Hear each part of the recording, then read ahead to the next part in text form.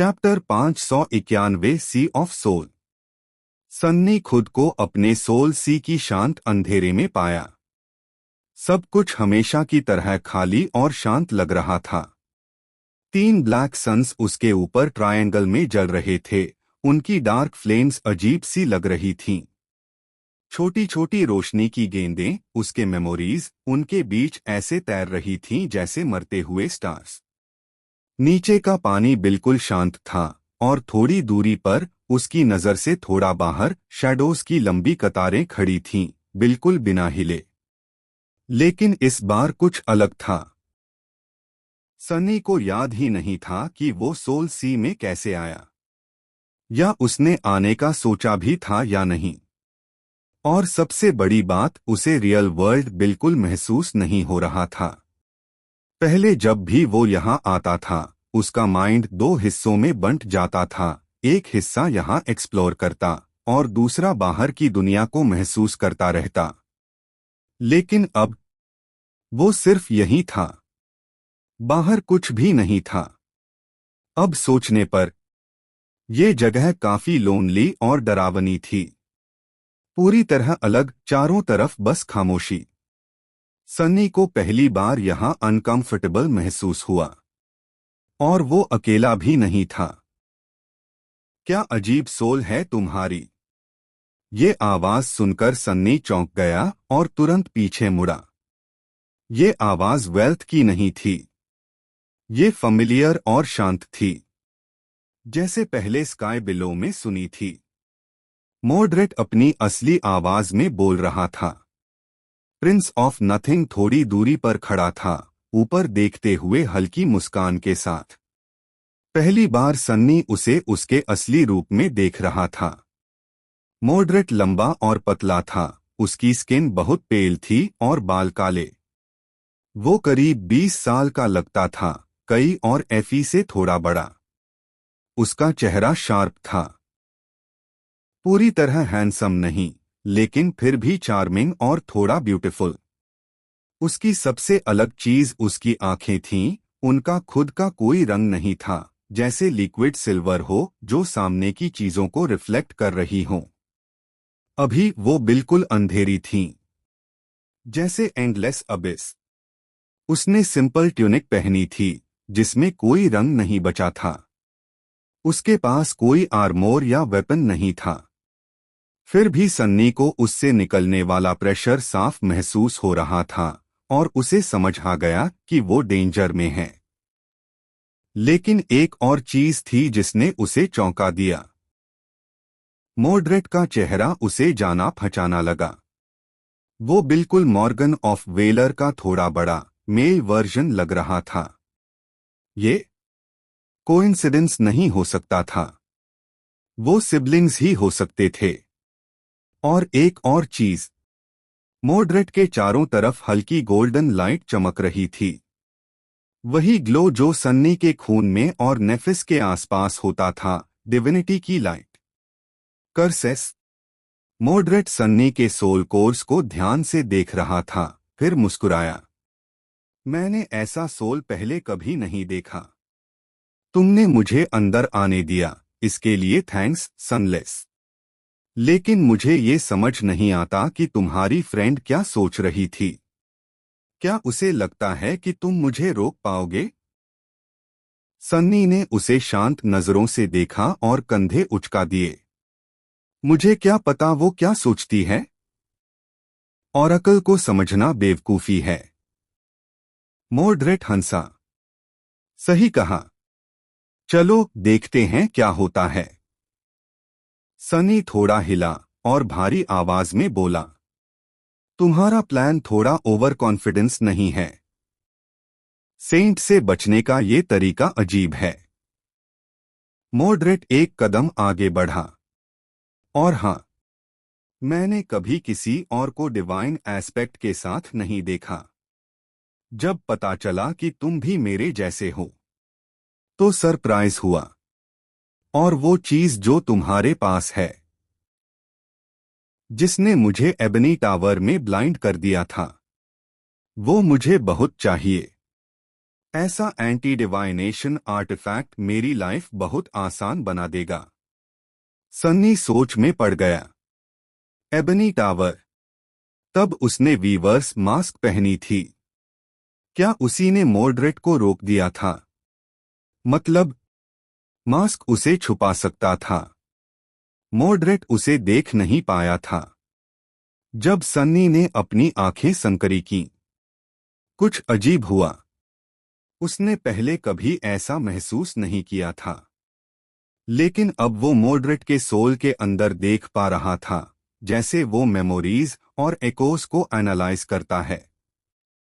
और जो उसने देखा, उससे वो डर गया। क्रैप! मॉर्ड्रेट के पास स्पेलवीव नहीं था, लेकिन उसके पास 6 सोल कोर्स थे। मॉर्ड्रेट एक टेरर था, और वो धीरे धीरे सन्नी के पास आ रहा था। सच बताऊं सनलेस, तुम्हारा बॉडी मेरे लिए परफेक्ट है। एक पल के लिए मुझे लगा कि ओल्ड मैन ने तुम्हें गिफ्ट के रूप में भेजा है, लेकिन लगता है ये सिर्फ कोइंसिडेंस है। तुम्हारा वो फनी एट्रीब्यूट सच में इंटरेस्टिंग है। सन्नी ने दांत भींच लिए। बहुत बढ़िया, मुझे तुम्हारे लिए खुशी है। लेकिन अब क्या होगा? तुम सच में सोचते हो कि मैं अपना बॉडी तुम्हें दे दूंगा? यहां सोल सी में सन्नी अपने फ्लॉ से फ्री था, क्योंकि यहां वर्ड्स सिर्फ थॉट्स थे। मॉर्ड्रेट अब बस कुछ कदम दूर था। वो मुस्कुराया। अब? और क्या? अब मैं तुम्हारी सोल को डिस्ट्रॉय करूंगा। Chapter 592 soul slayer. सन्नी ने नीचे खुद को देखा और अपनी हालत को समझने की कोशिश की। उसके सीने का घाव गायब हो चुका था, लेकिन इसका मतलब ये नहीं था कि वह पूरी तरह ठीक था। उसका शरीर, या कम से कम उसका यह रूप, काफी बैटर्ड और बीटन लग रहा था। फिर भी उसके अंदर एक फियर्स ताकत और एनर्जी भरी हुई थी, और उसे ऐसा लग रहा था जैसे उसके कंधों से कोई बहुत भारी बोझ अभी अभी हट गया हो। उसे ठीक से नहीं पता था कि सोल्स की ये लड़ाई कैसे काम करती है, लेकिन उसे लगा कि उसका ये रूप उसकी स्पिरिट का रिप्रेजेंटेशन है। पिछले कुछ हफ्तों में उसने बहुत सफरिंग और फियर झेला था, इतना कि कोई कमजोर इंसान टूट जाता। लेकिन सन्नी पहले भी इससे ज्यादा झेल चुका था, इसलिए उसकी ताकत ज्यादा कम नहीं हुई थी। वह अभी भी अनडाइंग चेन के स्टील आर्मोर में था, और उसके हाथ में उसके वेपन्स थे। उसके पैरों के पास 3 शैडोज पड़ी थीं, और उसे सोल सरपेंट की प्रेजेंस भी महसूस हो रही थी। दूसरी तरफ उसका एनिमी अकेला और बिना हथियार के था। आखिर ये सन्नी की सोल थी। यहां एडवांटेज उसी का होना चाहिए था। देखते हैं कौन किसे खत्म करता है। एक हल्की स्मर्क के साथ सन्नी ने शैडोज को उठने और अपने शरीर पर लिपटने का कमांड दिया। तुरंत ही उसकी स्ट्रेंथ, स्पीड और रेजिलियंस कई गुना बढ़ गई। लेकिन अगले ही पल उसका एक्सप्रेशन जम गया। मॉर्ड्रेट ने उसे देखा और मुस्कुराया।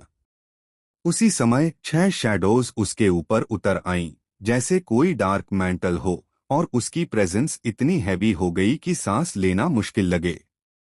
तुमने सोचा था ये इतना आसान होगा? अगले ही पल वह सन्नी के पास था। उसका मुक्का अनडाइंग चेन के ब्रेस्ट प्लेट पर जोर से लगा। दर्द पूरे शरीर में फट पड़ा, और सन्नी पीछे उड़कर पानी पर गिरा, अंधेरे में फिसलता चला गया। क्या? वह उठ भी नहीं पाया था कि मॉर्ड्रेट फिर से उस पर था। उसका पैर सन्नी की रिब्स पर पड़ा। सन्नी हवा में उछल गया। फिर एक और वार, जिससे उसकी सांस रुक गई, और वह फिर नीचे गिर पड़ा। सन्नी ने तुरंत शैडोज में घुसकर एस्केप करने की कोशिश की, और पीछे से अटैक किया। क्रूएल साइट सीधा आगे बढ़ा, लेकिन वह हवा में ही चला गया। मॉर्ड्रेट खुद शैडो बन गया था। और गायब हो गया। उसकी हंसी चारों तरफ गूंज उठी। वीक, बहुत वीक। अचानक पीछे से एक जोरदार वार लगा। सन्नी के अंदर तक दर्द फैल गया। उसने पलटकर वार करने की कोशिश की, लेकिन मॉर्ड्रेट फिर गायब।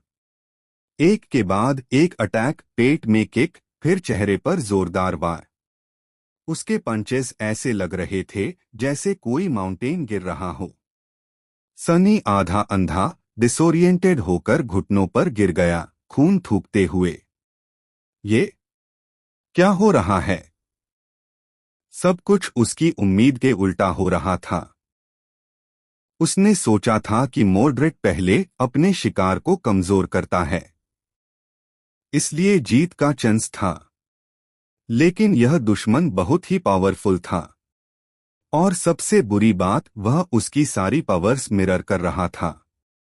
Bastard, lost from light stop. Mordred हंसा और उसके सिर पर एक और वार किया। सॉरी, ये ट्रिक काम नहीं करेगी, सिचुएशन अलग है। सनी फिर शैडो बना, इस बार अटैक नहीं किया, बस सोचने लगा। लेकिन सोचने का मौका ही नहीं मिला, एक और शैडो उस पर टूट पड़ा। उसकी सोल में ऐसा दर्द हुआ जैसे वह टूट रही हो। वह तुरंत वापस अपने फॉर्म में आया और फिर से जोरदार अटैक झेला। वह जमीन पर गिरा, सांस लेने की कोशिश करता हुआ, लेकिन लंग्स जैसे काम ही नहीं कर रहे थे। God damn it! सनी ने शैडो स्टेप से डिस्टेंस बनाने की कोशिश की, लेकिन मॉर्ड्रेट तुरंत उसके पीछे। हर स्ट्रैटेजी फेल हो रही थी। हर मूव पढ़ लिया जा रहा था। मॉर्ड्रेट से लड़ना ऐसा था जैसे डेथ से लड़ना, इनएविटेबल, जिससे बचा नहीं जा सकता, टेरिफाइंग, फाइनल। कोई एस्केप नहीं था। लेकिन सन्नी हार मानने वाला नहीं था। उसे खुद भी नहीं पता था कि वह हार मानना जानता भी है या नहीं। वह दर्द सहता रहा और लड़ता रहा। काफी देर बाद, पूरी तरह बीटन होकर, वह फिर गिर गया। उसका हेलमेट मुड़ गया था, विजन ब्लॉक कर रहा था। उसने उसे हटा दिया। मॉर्ड्रेट के पास कुछ ब्रूजेस थे, लेकिन वह सन्नी से बहुत बेहतर हालत में था। उसने सन्नी का गला पकड़ लिया और बोला, इनफ नहीं हुआ, सरेंडर कर दो, मुझे मजा नहीं आ रहा। सन्नी ने खून से भरी मुस्कान दी। सच में? क्योंकि मुझे तो मजा आ रहा है। और उसने मॉर्ड्रेट के हाथ को काटने की कोशिश की। मॉर्ड्रेट ने साय किया और उसे फिर मारा। सन्नी दूर जा गिरा। ये वाला। बहुत दर्द हुआ। वह शैडोज की रोज के पास गिरा। खड़ा होने की कोशिश की, लेकिन गिर गया। मॉर्ड्रेट क्रूएल साइट के पास गया, उसे उठाने के लिए झुका, लेकिन वह गायब हो गया।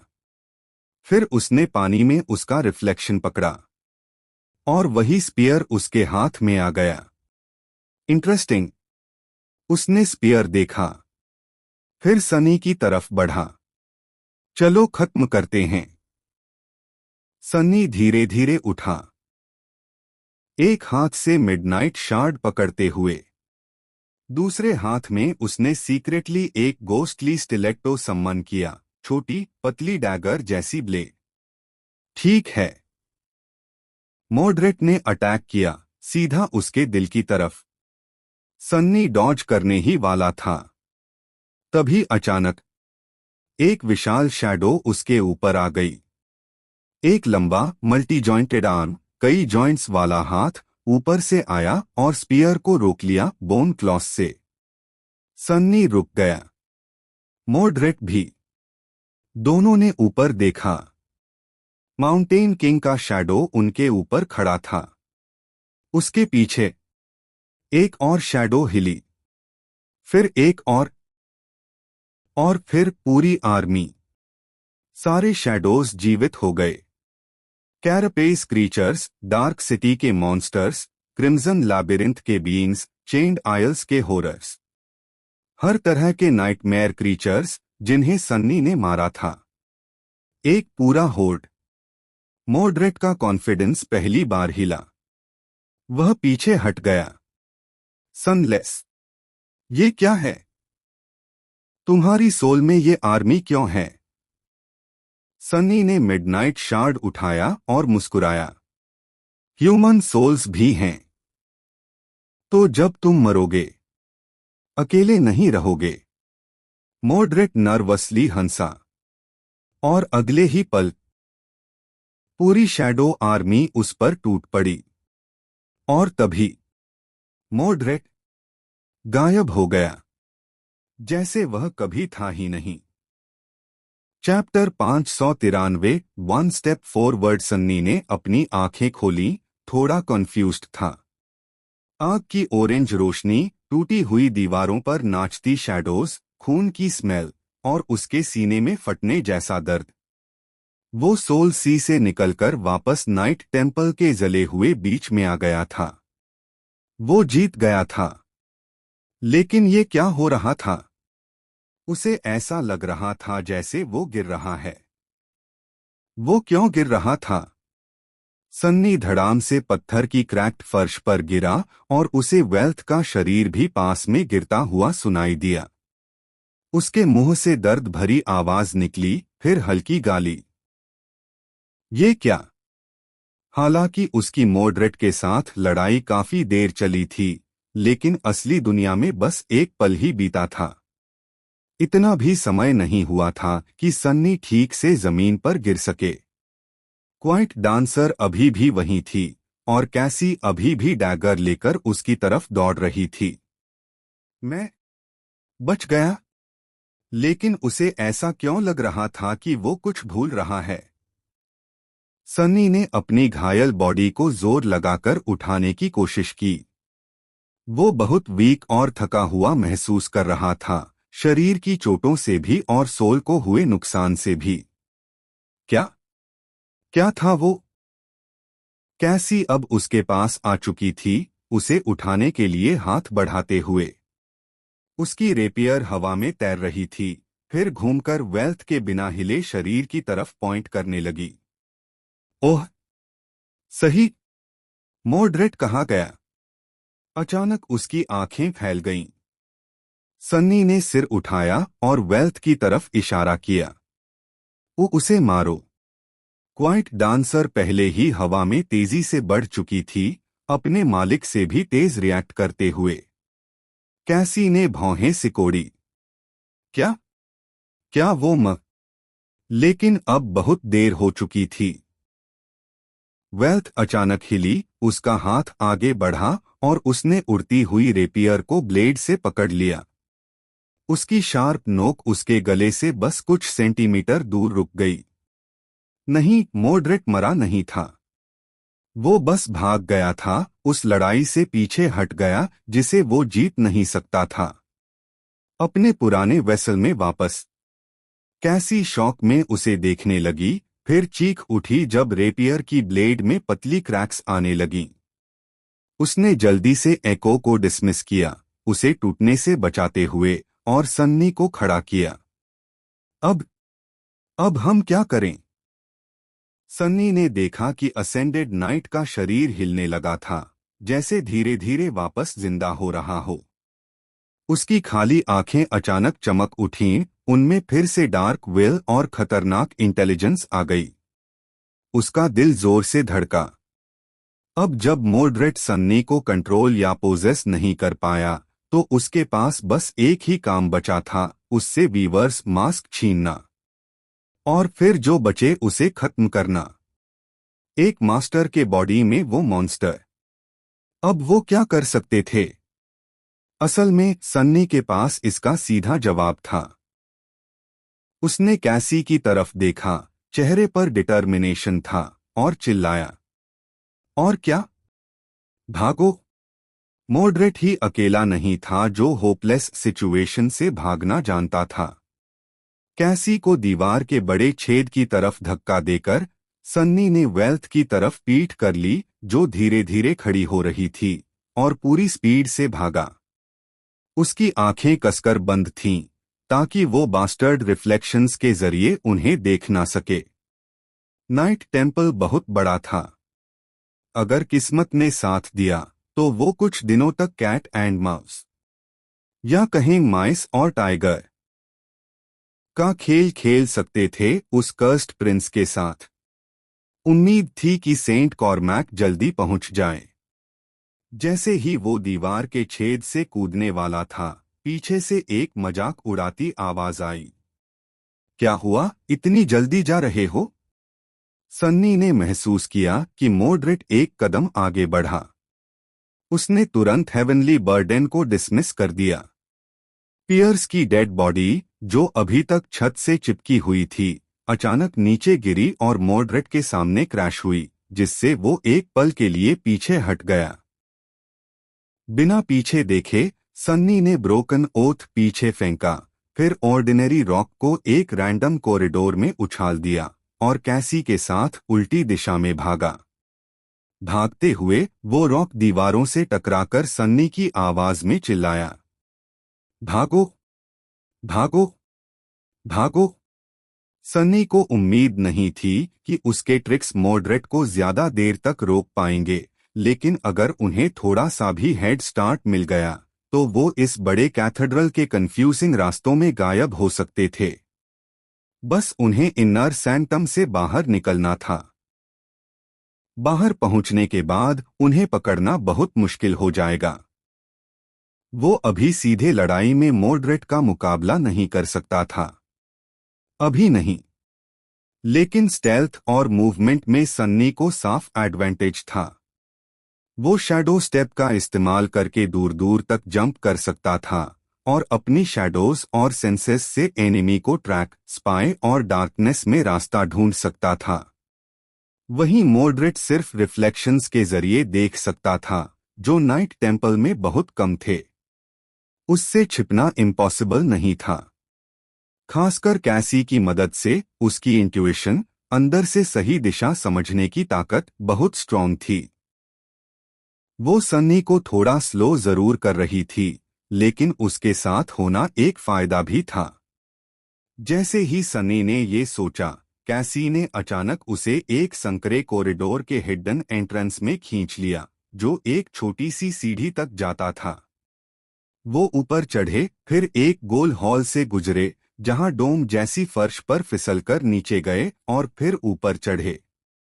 तभी उन्हें पीछे से एक जोरदार क्रैश की आवाज सुनाई दी। इसका मतलब प्रिंस ऑफ नथिंग ज्यादा दूर नहीं था। वो पत्थर की दीवारें तोड़ रहा था, रास्ता ढूंढने की जगह। सिटाडेल के अंदर का स्ट्रक्चर बहुत अजीब और कंफ्यूजिंग था, इसलिए सन्नी जल्दी ही डायरेक्शन खो बैठा। उसे बस इतना पता था कि वो फैमिलियर एग्जिट की तरफ नहीं जा रहे थे और ना ही सेंट्रल बेल टावर के पास पहुंच रहे थे। लेकिन उसके डाउट्स दूर हो गए जब कैसी ने एक पतला लकड़ी का दरवाजा खोला और ठंडी हवा उसके चेहरे से टकराई। किसी तरह वो कैथेड्रल के ग्रैंड हॉल में पहुंच गए थे, जहां टूटा हुआ गेटवे उस बड़े डोम के बीच क्रेटर जैसी जगह में खड़ा था। इनर सैंक्टम के बड़े गेट्स से अंदर आने के बजाय सन्नी और कैसी ऊपर की तरफ एक हिडन गैलरी में थे, जो हॉल के चारों तरफ बनी हुई थी। लगभग उसी समय नीचे गेट्स से एक जाना पहचाना फिगर बाहर आया।